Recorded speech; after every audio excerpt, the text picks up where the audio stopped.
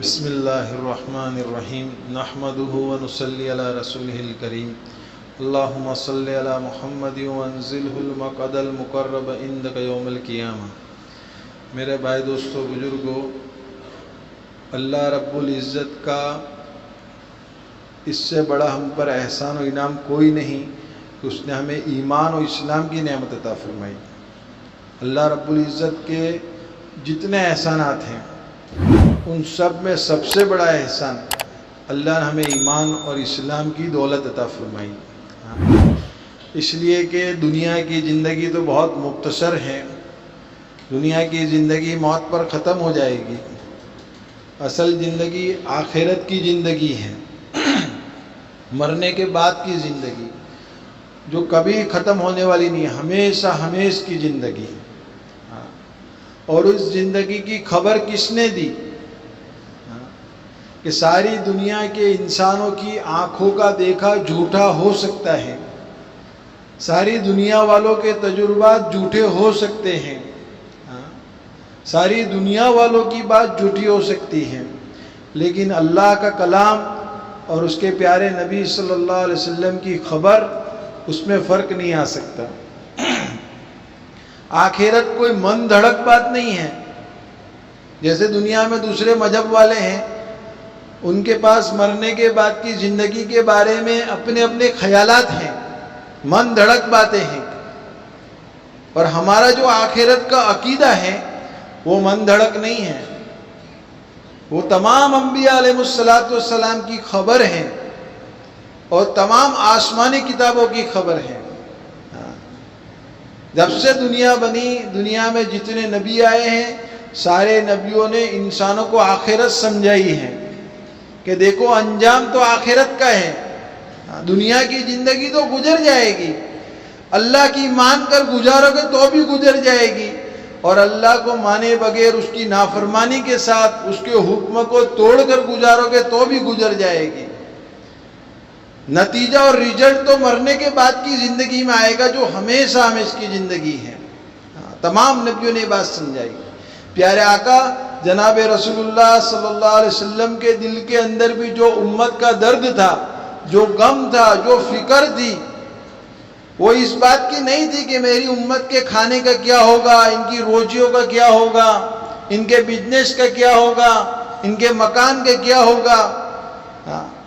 پیارا آقا صلی اللہ علیہ وسلم کے دل کے اندر جو فکر تھی وہ آخرت کی فکر تھی کہ یہ انسانیت کا آخرت میں کیا ہوگا اگر اس نے دنیا کی زندگی میں اپنے پیدا کرنے والے خالق و مالک کو نہیں پہچانا اور اس کا حکم پورا کر کر زندگی نہیں گزاری، تو اس کی ہمیشہ کی آخرت کی زندگی برباد ہو جائے گی، اور ایسا خسارہ ہوگا کہ جس کے بعد اس خسارے سے نکلنے کا کوئی راستہ نہیں ہوگا۔ انسان اپنے نتیجے کو اور انجام کو دیکھ کر خون کے آنسو روئے گا، خون کے آنسو روئے گا، اور اللہ تعالیٰ سے درخواست کرے گا، اللہ تعالیٰ اب سب بات سمجھ میں آ گئی، اب سب دیکھ لیا، اب ایک مہلت دے دیجئے، ایک مرتبہ دنیا کی زندگی میں ہمیں بھیج دیجئے تاکہ ہم تیاری کر کر آئے، ہم تیری بات مان کر آئے، تیرے نبی کی بات مان کر آئے۔ اب ہمیں ساری حقیقت سمجھ میں آ گئی، لیکن کہا جائے گا اپنی بکواس کو بند کر دو، کہ تم جو کہہ رہے ہو یہ محض ایک بکواس ہے، ہم نے تو تم کو سمجھانے کے لیے نبیوں کو بھیجا، دنیا میں آسمانی کتابیں نازل فرمائی، اور ہر دور کے اندر اپنے نیک بندوں کے ذریعے سے ہم نے تمہارے کانوں پر اللہ کی وحدانیت کی بات، اس کے حکموں کی فرما برداری کی بات، آخرت کی بات تمہارے کانوں میں پہنچائی ہے، ہر ایک کے کان میں پہنچی ہے، ہر ایک کو بات سمجھائی گئی ہے، تاکہ قیامت میں کوئی یہ نہ کہے کہ مجھے نہیں معلوم تھا۔ اس لیے اللہ پاک نے قرآن پاک کے اندر ایک منظر کھینچا ہے کہ جہنم کے اندر جہنمی لوگ جب آہو واویلا کرتے ہوں گے تو ان کو فرشتے کہیں گے کیا تمہیں کوئی سمجھانے والا، ڈرانے والا نہیں آیا تھا؟ تو کہیں گے بے شک آیا تھا، لیکن ہم نے ان کی بات کو جو ہے ان کی بات کو جھٹلا دیا، ان کی بات کو جو ہے ہم نے جھٹلا دیا۔ سمجھانے والے تو آئے تھے، لیکن ٹھیک ہے، اچھی بات ہے، کریں گے، دیکھیں گے، ان کی بات کو ہم نے ٹھکرا دیا۔ سمجھانے والے تو آئے تھے۔ تو اصل زندگی تو آخرت کی زندگی ہے، اس کی تیاری کا آج اللہ نے ہمیں ایک موقع دیا ہے دوستو، اس کی تیاری کا ایک موقع ہے۔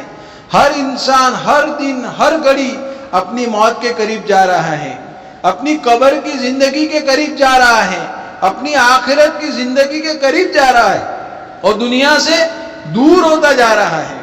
لیکن ہماری زندگی کے بارے میں ہم سوچیں کہ رات دن ہماری محنت اور فکر آخرت کے بارے میں کتنی ہے، جس گھر میں ہم کو ہمیشہ رہنا ہے اور جس گھر کو ہمیں ہر حال میں چھوڑنا ہے، یعنی دنیا کا گھر، اس کے لیے ہماری کتنی فکر و محنت ہے۔ 24 گھنٹے گزر جاتے ہیں دنیا کی ضرورت پوری کرنے کے لیے اور دنیا کی خواہشات پوری کرنے کے لیے ہماری محنت کتنی لگ رہی ہے۔ ہر انسان کے سامنے یہ دو میدان ہیں، دنیا اور آخرت۔ ہم خود سوچے، اللہ نے ہمیں ایمان والا بنایا ہے، میں نے اس ایمان پر کتنی محنت لگائی، اس ایمان کی حقیقت کو دل میں اتارنے کے لیے کتنا وقت دیا، یہ نبی والی زندگی کو سیکھنے کے لیے کتنا وقت دیا۔ ایک تو سب سے پہلا حق، اللہ نے جو ہمیں مسلمان بنایا ہے، ایمان والا بنایا ہے، اس لیے سب سے پہلا ہم پر جو حق ہے وہ دین والی زندگی کو سیکھنا، یہ سب سے پہلی ذمہ داری ہے۔ دین والی 24 گھنٹے کی ہم زندگی کو سیکھیں۔ رسول اللہ صلی اللہ علیہ وسلم نے جب یہ دین کی محنت کو شروع کیا تو سب سے پہلا کام جو کلمہ پڑھتا تھا اس کا یہ ہوتا تھا کہ کلمہ پڑھ کے اب چھٹی نہیں ہے، اب کلمہ پڑھ کے جیسی چاہے ایسی زندگی گزارو کا یہ مسئلہ نہیں ہے، اب کلمہ پڑھ کے ہم پابند ہو چکے ہیں۔ رسول اللہ صلی اللہ علیہ وسلم کے زمانے کے اندر کلمہ پڑھنے کا مطلب یہ ہوتا تھا کہ اب من چاہے زندگی چھوڑ دینی ہے، اب رب چاہے زندگی اختیار کرنی ہے، اب جو جی چاہتا ہے وہ نہیں کریں گے، جو اللہ کا حکم ہے، جو پیارے نبی صلی اللہ علیہ وسلم بتلائیں گے اس کے مطابق ہمیں زندگی گزارنی ہے۔ اس کا نام مسلمان ہے، اور اس زندگی کو گزارنے کے لیے ہمیں جو قربانی دینی پڑے گی ہم اس کے لیے تیار ہیں۔ اس دور میں کلمہ پڑھنے کا مطلب یہ ہوتا تھا تن من دھن سے جیو جان سے آدمی اپنے آپ کو سلنڈر کر دیتا تھا کہ جائیداد چلی جائے تو چلی جائے، وطن سے بے وطن ہونا پڑے تو ہو جائے، بیوی بچے چھوڑنے پڑے تو چھوڑ دیں گے، خاندان چھوڑنا پڑے چھوڑ دیں گے۔ یہ ساری قربانیاں ان کے سامنے تھی دین والی زندگی گزارنے کے لیے، اور اس کے لیے سب تیار۔ ایسا ہوتا کہ کلمہ پڑھ لو اور جیسی چاہے ایسی زندگی گزارتے رہو تو دنیا میں کوئی منکر ہی نہیں رہتا۔ جی پڑھنے کا تو مسئلہ ہے، پڑھ لو بس۔ ان کا جو ہے یہ عرب والے عرب کی زبان جانتے تھے، اللہ کے نبی علیہ السلام کی جو دعوت کے بول تھے اس کا مطلب سمجھتے تھے کہ یہ کیا کہنا چاہتے ہیں۔ پیارا آقا صلی اللہ علیہ وسلم کی اور تمام نبیوں کی دعوت کیا تھی، یا ایھا الناس قولوا لا الہ الا اللہ تفلحون، اے لوگو اس کلمے کو پڑھ لو کہ اللہ کے سوا کوئی معبود نہیں ہے، کامیاب ہو جاؤ گے، کامیاب ہو جاؤ گے۔ اس کے علاوہ کامیابی کا کوئی راستہ ہی نہیں ہے۔ دنیا میں کامیابی کا یہ ایک ہی راستہ ہے، دنیا کی بھی اور آخرت کی بھی، کہ اپنے پیدا کرنے والے خالق و مالک کو ہم پہچانیں، وہ کتنی بڑی طاقت و قدرت والا ہے، کتنی بڑی طاقت و قدرت والا ہے۔ دنیا میں جتنی مخلوق نظر آتی ہیں یہ سب بے بس اور محتاج ہیں، کسی کے ہاتھ میں کچھ نہیں ہے۔ کرنے دھرنے میں دنیا کی ساری شکلیں صورتیں سارے اسباب یہ اللہ کے حکم کے محتاج ہیں، اور اللہ رب العزت جس نے ساری کائنات کو بنایا ہے وہ کائنات کا ذرہ ذرہ اس کے کنٹرول میں اور قبضے قدرت میں ہے۔ وہ سب کچھ جاننے والا اور ہر چیز پر پوری قدرت رکھنے والا کس اللہ کی طرف بلایا جاتا ہے جو کتنی بڑی طاقت و قدرت والا ہے کہ اس کو کسی کی ضرورت نہیں، جب چاہے جو چاہے جیسا چاہے کر کے دکھلا دے۔ اللہ نے اپنی قدرت کے واقعات بیان کیے ہیں کہ ہم نے کس اللہ کو اللہ مانا ہے۔ موسیٰ علیہ السلام کا واقعہ اللہ نے بیان فرمایا ہے کہ ساری حکومت ایک طرف لگی ہوئی ہے کہ بچہ پیدا ہونے نہ پائے، لاکھوں بچوں کے گلے پر چھریاں چلوا دی، ذبح کروا دیے، لاکھوں بچے، کہ وہ بچہ پیدا نہ ہو۔ کسی نے کہہ دیا فرعون سے کہ ایک بچہ ایسا پیدا ہوگا بنی اسرائیل کے اندر جو تیری حکومت کو ختم کر دے گا۔ اس نے سازش اور اسکیم چالو کر دی، پلاننگ، اور سارے بچے ذبح کروا دیے، لاکھوں بچے، جو بچہ پیدا ہوتا اس کو ذبح کر دیتے ہیں۔ پوری حکومت ایک طرف لگی ہوئی ہے. اور اللہ نے ایک بات طے کی ہے کہ ہم اس بچے کو پیدا کریں گے اور اس بچے کے ذریعے سے فرعون کو ہلاک کریں گے. اللہ نے ایک بات طے کی ہے. اور فرعون جو ساری دنیا کا بادشاہ ہے، ساری حکومت اس کے پاس ہے، ساری طاقتیں اس کے پاس ہیں، اس کی ساری سازشیں ناکام. اللہ نے پھر موسیٰ علیہ السلام کو پیدا کیا. پھر پیدا کرنے کے بعد یوں کہ ان کی والدہ کے دل میں یہ بات ڈالی کہ بچے کی حفاظت کے لیے کیا کرنا ہے کہ ایک صندوق بناؤ. اور صندوق بنایا گیا اور اس صندوق کے اندر یہ دودھ پیتے بچے کو ڈالا گیا. نو مولود چھوٹا تھا بچہ. کتنا کمزور ہوتا ہے انسان کا بچہ. بکری کا بچہ تو پیدا ہوتے ہی چلنے لگ جاتا ہے، لیکن انسان کا بچہ کتنا کمزور ہوتا ہے. اس کو صندوق میں ڈالا گیا. پھر صندوق میں ڈالنے کے بعد اللہ کا حکم آیا کہ اس کو پانی میں ڈال دو، دریا میں. عقل کہتی ہے کہ بچہ تو ہلاک ہو جائے گا، لیکن اللہ کا حکم ہے. اللہ نے اپنی قدرت سمجھائی ہے کہ جس دور میں بھی لوگ اللہ کا حکم پورا کریں گے اللہ کی مدد ان کے ساتھ رہے گی. دنیا کے اسباب، دنیا کے نقشے، دنیا کے حالات جو بھی ہو، اللہ اس کو پلٹا کھلائیں گے. لیکن حکم کو پورا کرنے پر. آج میرے بھائی دوستوں بزرگوں، آج دنیا میں جتنے حالات چل رہے ہیں اس کا علاج ہمارے پاس ہے. ہماری پریشانیوں کا علاج ہمارے پاس ہے. ہماری ذاتی زندگیاں پریشان ہیں اور ملک کی زندگی پریشان ہے، باہر کی زندگی پریشان ہے، معاشرت کی زندگی پریشان ہے.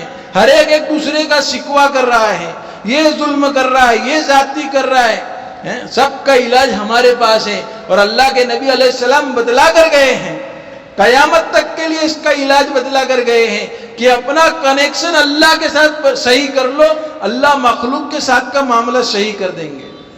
مسئلہ یہاں بگڑا ہوا ہے کہ ہمارے اندر میں بگاڑ ہے. اللہ کے نبی علیہ السلام نے فرمایا جس کا مفہوم ہے تم اپنا اور اللہ کا معاملہ صحیح کر لو، اللہ تمہارا اور مخلوق کا معاملہ صحیح کر دیں گے. جب ہم اللہ کے تابعدار بن جائیں گے، اللہ کے حکم کو پورا کرنے والے بن جائیں گے، پیارے نبی صلی اللہ علیہ وسلم کی تعلیم کو اپنا لیں گے اور پیارے نبی علیہ السلام کے طریقے کا مطابق اپنی زندگی گزاریں گے، نہ ہمارے زندگی میں کوئی پریشانی باقی رہے گی، نہ ہمارے گھروں میں کوئی پریشانی باقی رہے گی، نہ ہمارے رزق میں کوئی پریشانی باقی رہے گی، نہ پوری دنیا میں ہمارے لیے کوئی پریشانی باقی رہے گی. ہم اللہ کے ہو جائیں گے، ساری چیزیں ہماری ہو جائے گی. لیکن مسئلہ یہ ہے کہ میں اللہ کا ہونا ہی نہیں چاہتا، اللہ کا حکم پورا کرنا ہی نہیں چاہتا اور اللہ سے مدد چاہتا ہوں. اللہ کے نبی علیہ السلام نے اپنے چچا جات بھائی عبداللہ ابن عباس رضی اللہ عنہ نے نصیحت فرمائی کہ تو اللہ کی حفاظت کر، اللہ تیری حفاظت کرے گا. اللہ کی حفاظت کے کیا مطلب ہے کہ اس کے حقوق کی ادائیگی کر، یعنی جو اپنے اوپر فرائض ہیں اس کو ہم پورا کریں گے تو اللہ کی جو ہے حفاظت میں رہیں گے. فرائض اللہ پاک نے جو ہے بہت آسان دین ہم کو دیا ہے. 24 گھنٹے کی عبادت فرض نہیں کی. اللہ پاک نے جو ہے 24 گھنٹے میں صرف 5 وقت کی نماز فرض کی ہے. مسلمان صرف فرائض کا اہتمام پر آ جاوے، اللہ کی مدد کے دروازے کھل جائیں. تو یہ بات سکھلائی گئی. تو موسیٰ علیہ السلام پیدا بھی ہوئے، صندوق میں بھی ڈالے گئے، پانی میں بھی ڈالے گئے، دریا میں جو ہے یہ صندوق ڈالا گیا. اب دیکھو اللہ کی قدرت کا کرشمہ. اللہ اپنی قدرت دکھلانا چاہتے ہیں کہ جس بچے کو قتل کرنے کے لیے ساری حکومت ایک طرف لگی ہوئی تھی، اللہ نے اس بچے کو فرعون کے محل میں پہنچایا. فرعون کے محل میں پہنچایا جس سے بچانے کے لیے تو جو ہے یہ انتظام کیا تھا، لیکن اللہ نے اس کو وہیں پہنچا دیا. جب یہ فرعون کے محل کے پاس پہنچا یہ صندوق، تو فرعون کے دل میں فوراً بات آ گئی، یہ وہی بچہ ہے جو میری حکومت کو جو ہے برباد کرے گا، لاؤ اس کو قتل کر دیں. پاس میں بیگم کھڑی ہوئی تھی آسیہ رضی اللہ تعالیٰ عنہ، بعد میں ایمان لے آئی اور ایمان کے لیے کیا زبردست قربانی دی ہے. کیونکہ اس کے دل میں اللہ نے بات ڈالی کہ یہ تو میرا بیٹا ہے. یہ تو کون ہے؟ دیکھو دل کس کے ہاتھ میں ہے؟ اللہ کے ہاتھ میں ہے. انسان کے ہاتھ میں اپنا کچھ نہیں ہے. انسان تو بہت محتاج ہے. اللہ نے جو ہے اس کی بیوی کے دل میں بات ڈالی، یہ تو میرا بیٹا ہے. اور اللہ کا کرنا کہ اس کے یہ جملے نکلنے تھے کہ فرعون کے دل میں بھی یہ بات آ گئی کہ چلو اس کو ایک کو چھوڑ دو. اب موسیٰ علیہ السلام کی پرورش یوں کہا جو ہے فرعون کے محل میں ہو رہی ہے، یہ اللہ کی قدرت کا کرشمہ ہے، یہ اللہ کی قدرت کا کرشمہ ہے۔ اللہ بتلانا چاہتے ہیں میں کتنی بڑی طاقت و قدرت والا ہوں۔ اور موسیٰ علیہ السلام کی پرورش فرعون کے محل میں ہوئی۔ ہم نے اس اللہ کو اللہ مانا ہے، ہم نے اس اللہ کو اللہ مانا ہے دوستو۔ ہاں میرے بھائی، اللہ کی بڑائی ہمارے دل میں آئے، اللہ کی قدرت کا یقین ہمارے دل میں آئے، دنیا کی زندگی کا مقصد ہماری سمجھ میں آ جائے اور اس مقصد والی زندگی کو ہم گزارنے والے بن جائیں، اللہ ہماری دنیا بھی کامیاب کر دیں گے، ہماری آخرت بھی کامیاب کر دیں گے۔ یہ ساری جو محنت ہے وہ اسی بات کی محنت ہے۔ ہم صرف دنیا والوں کی طرح سے دنیا پر محنت کرنے کے لیے نہیں آئے ہیں، یہ تو ہماری ضرورت ہے، یہ ہماری ضرورت ہے۔ ساری دنیا کے خزانے اللہ کے نزدیک ایک لنگڑے مچھر کے پر کے برابر بھی حیثیت نہیں رکھتے ہیں۔ یہ دنیا کے اندر کامیابی ہوتی تو مال والے کامیاب ہو جاتے ہیں، چیزوں والے کامیاب ہو جاتے ہیں۔ ساری دنیا میں آواز لگ رہی ہے کہ مال اور چیزوں میں کامیابی ہے اور لوگ اس کی محنت میں لگے ہوئے ہیں۔ حالانکہ یہ کامیابی نہیں ہے، کامیابی کا دھوکہ ہے۔ جیسے ریگستان کے اندر پیاسے جانور کو دور پانی نظر آتا ہے، وہ دوڑتے رہتا ہے، جیسے قریب جاتا ہے اور دور اس کو پانی نظر آتا ہے، حالانکہ وہ پانی نہیں ہوتا ہے، وہ چمکتا ہوا ریت ہوتا ہے۔ اس کی آنکھوں کا یہ دھوکہ ہوتا ہے کہ اس کو پانی نظر آتا ہے۔ کہ ایسے ہم کو بھی اپنی زندگی میں اپنے پرابلم کا سولوشن مال اور چیزوں میں نظر آ رہا ہے کہ یہ مل گیا تو کام بن جائے گا، اتنا ہو گیا تو کام بن جائے گا، اور آدمی اس کے پیچھے دوڑتے زندگی گزارتا ہے، یہاں تک کہ موت کا وقت قریب آ جاتا ہے۔ پھر آدمی کو مہلت نہیں ملتی، پھر آدمی کو اپنی غلطی کا احساس ہوتا ہے کہ زندگی کے قیمتی سرمایہ کو میں نے کس محنت میں لگا دیا، کس محنت کے اندر میں نے لگا دیا۔ اللہ نے کامیابی دین والی زندگی میں رکھی ہے۔ آج ساری دنیا پیاسی ہے، دنیا کے اندر جتنے ترقی یافتہ ملک ہیں سارے لوگ بے چین ہیں کہ ان کے پاس راحت و آرام کے سارے اسباب موجود ہیں اور مال کے ڈھیر پڑے ہوئے ہیں، لیکن زندگیوں میں بے چینیاں ہیں، دل میں سکون نہیں ہے، راتوں کی نیندیں اڑی ہوئی ہیں۔ وجہ کیا ہے کہ زندگی کے مقصد کو نہیں سمجھا ہے، اپنے پیدا کرنے والے خالق و مالک کو نہیں پہچانا ہے۔ اللہ تعالیٰ نے ڈنکے کی چوٹ یہ بات اپنے قرآن میں کہی ہے کہ تمہارے دلوں کا چین اور سکون صرف اور صرف اللہ کی یاد میں ہے، اس کو پہچاننے میں ہے، اس کا حکم پورا کرنے میں ہے۔ اللہ کے ذکر سے کیا مراد ہے؟ صرف سبحان اللہ پڑھنا یہ مراد نہیں ہے، بلکہ ہماری زندگی اللہ کے احکامات پر آوے۔ جب اللہ کے احکامات پر آئے گی تو یوں کہا جو ہے اللہ سب سے پہلا جو انعام دیں گے وہ دل کا سکون دے دیں گے، دل کا سکون دے دیں گے، دل کا سکون ملے گا جس کی تلاش میں ساری انسانیت ہے۔ اور اللہ کی نافرمانی کرنے پر سب سے پہلا جو وبال آئے گا اور سب سے پہلا جو عذاب آئے گا زندگی کے اندر، اللہ دل کا چین و سکون ختم کر دیں گے، بے چینیوں میں مبتلا کر دیں گے۔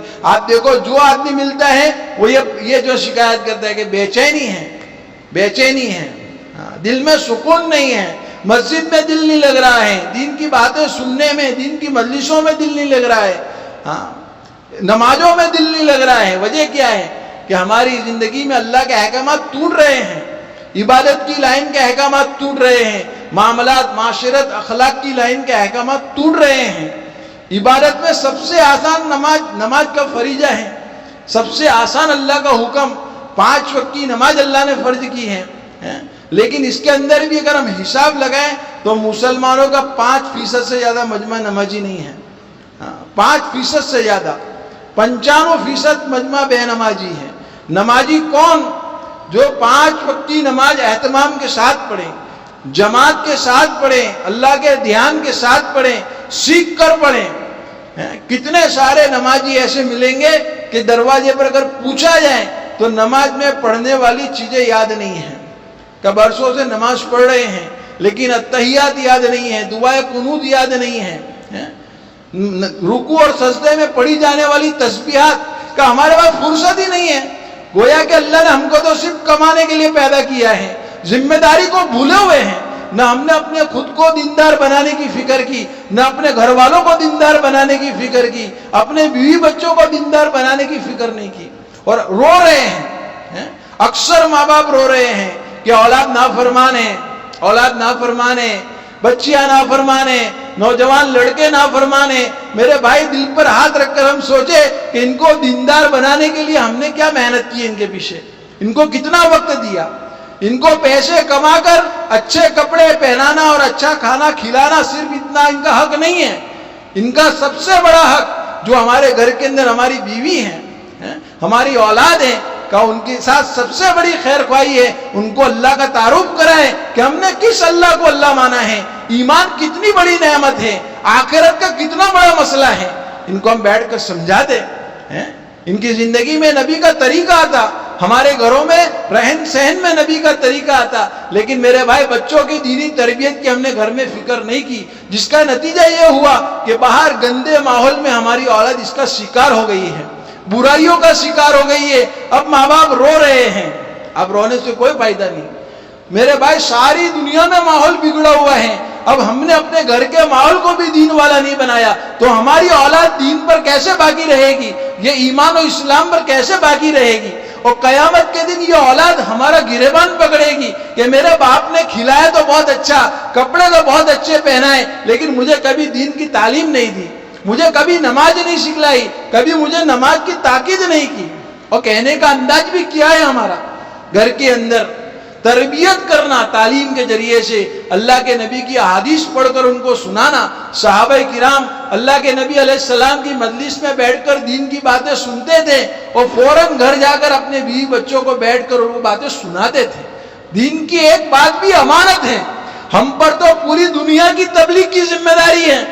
ہاں میرے بھائی ہم اپنے آپ کو ذمہ دار نہ سمجھے وہ الگ بات ہے، لیکن اللہ اور اس کے رسول نے تو ہم کو پوری دنیا کی تبلیغ کا ذمہ دار بنایا ہے، ساری قوموں میں تبلیغ کا ذمہ دار بنایا ہے. لیکن میرے بھائی ہم اپنا سبق اتنا بھولے ہوئے ہیں، اور دنیا میں تو کیا جاتے، اپنے گھر کی بھی ہم کو فکر نہیں ہے، گھر میں بھی وقت دینے تیار نہیں ہے، اپنے آپ کی اصلاح کرنے کے لیے بھی ہم تیار نہیں ہیں. یہ کب تک ایسی زندگی گزرتی رہے گی دوڑ دھوپ والی؟ کبھی تو چین سے اللہ کا نام لیتے، کبھی تو چین سے نماز پڑھتے، کبھی تو چین سے بیٹھ کر دین کی باتیں سنتے. بیچارے یہ جماعت والے آ کے خوشامدیں کرتے، بھائی دین کی بات سنو، انشاءاللہ ماشاءاللہ بات ختم. ارے 10 منٹ بیٹھ کر سن لیتے، کوئی بات جو ہے دل پر لگ جاتی، اللہ زندگی بنا دیتے. لیکن وقت ہی نہیں ہے، وقت ہی نہیں ہے ہمارے پاس. میرے بھائی دوستو بزرگوں دیکھو، اس کے لیے ایک محنت و فکر ہے. ہر ایک کو اپنی زندگی کے بارے میں سوچنا ہے کہ میں اللہ کا بندہ ہوں، میں نبی کا امتی ہوں، میری کیا ذمہ داری ہے.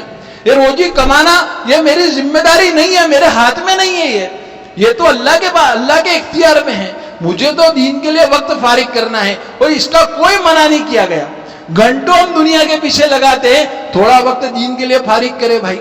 تو دیکھو ماشاءاللہ یہی فکر لے کے جماعت آئی ہے. ماشاءاللہ 3 دن آپ کی بستی میں ٹھہرے گی. آپ لوگوں کے پاس جو وقت ہے جماعت کے پاس آؤ، تعلیم میں بیٹھو، سیکھنے سکھانے میں لگو، اپنے بھائیوں کی فکر کرو، ملاقاتوں میں لے جاؤ، اور انشاءاللہ گھر کے اندر دین لانے کے لیے بارے میں سوچو کہ کیا راستہ ہو سکتا ہے. اس کے لیے تعلیم کرو اپنے گھر کے اندر. بھائی کریں گے انشاءاللہ، اللہ عمل کی توفیق عطا فرمائے.